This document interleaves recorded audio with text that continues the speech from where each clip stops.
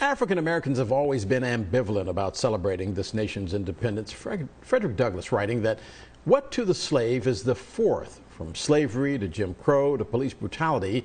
Some blacks see the Fourth not as a patriotic celebration, but as a day to get together with family and friends. Actor James Earl Jones doing a dramatic presentation of the speech. Let's listen to a small portion of his performance. I am not included within the pale of this glorious anniversary. Your high independence only reveals the immeasurable distance between us.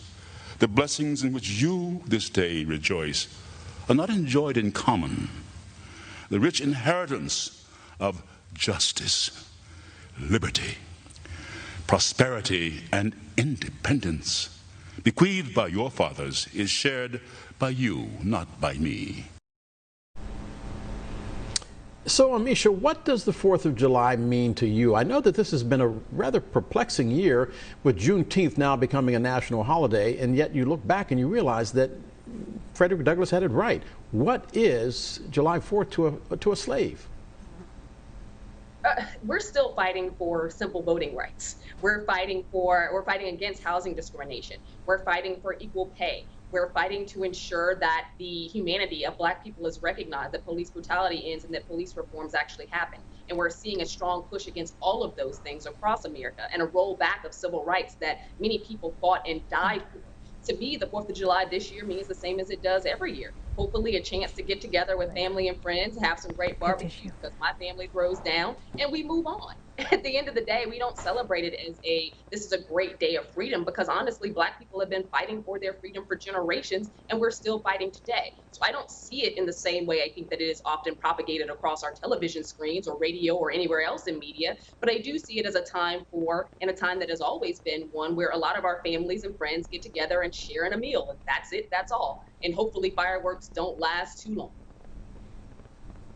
Dr. Wright, how does Black America communicate to the rest of the nation our ambivalence about celebrating July 4th on July 4th? Because in one sense, there is the James Earl Jones reading of Frederick Douglass, but in the other sense, there are our fathers, my father, a Korean War veteran, who served proudly to protect this country and what we consider to be the pillars of democracy. So if we've paid our dues, why not celebrate the 4th on the 4th?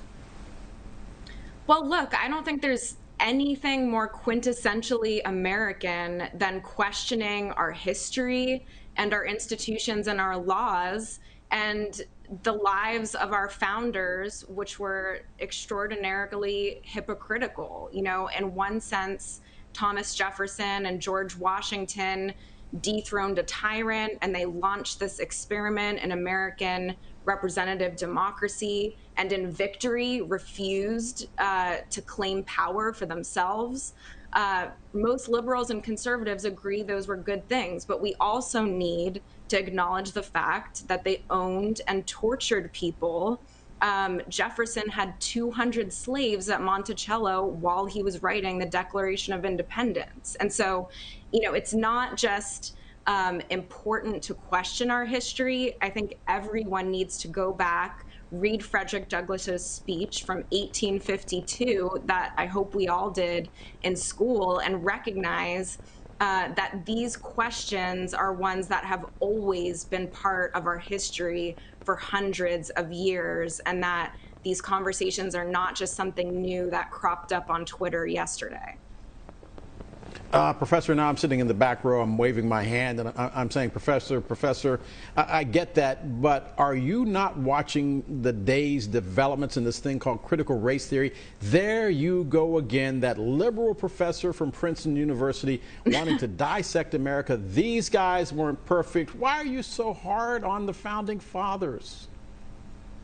You know, I get the liberal professor label a lot, and I would just say, you know, why wouldn't you want to know more about history? I find it just really interesting that some people would rather just blindly defend American virtue than know about the institutions and then start from a place of understanding. I totally understand that as Americans, our individual self-worth and the way we think about our standing in the world is based on these virtues that we believe the founding of our country exemplified.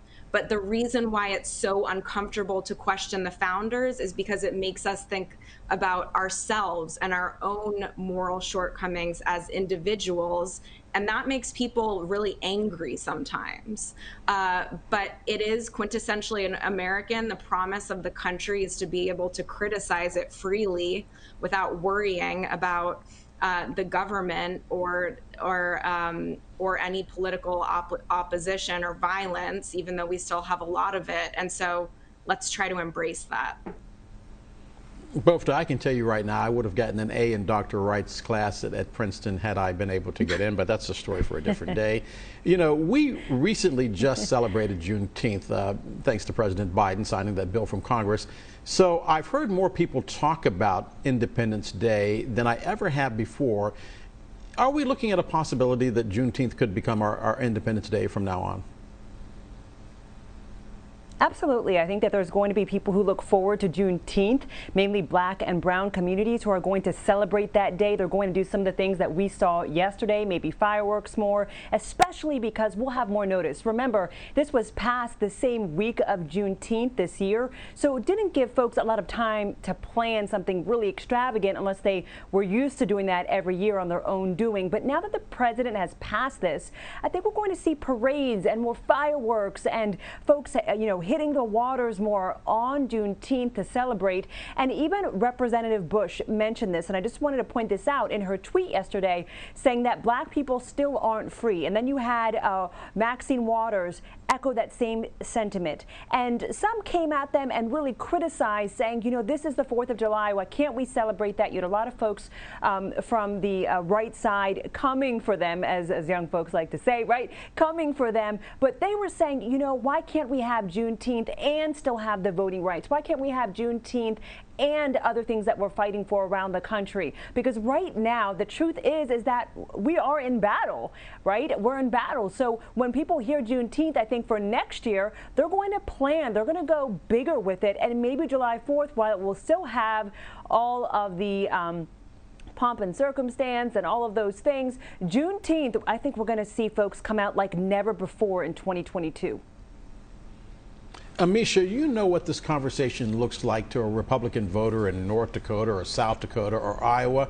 There go those angry black people again, wanting to poke holes in Mount Rushmore and the founding fathers of this country. Why are you people so angry? I'm pretty sure that the people with that opinion changed the channel as soon as the professor spoke.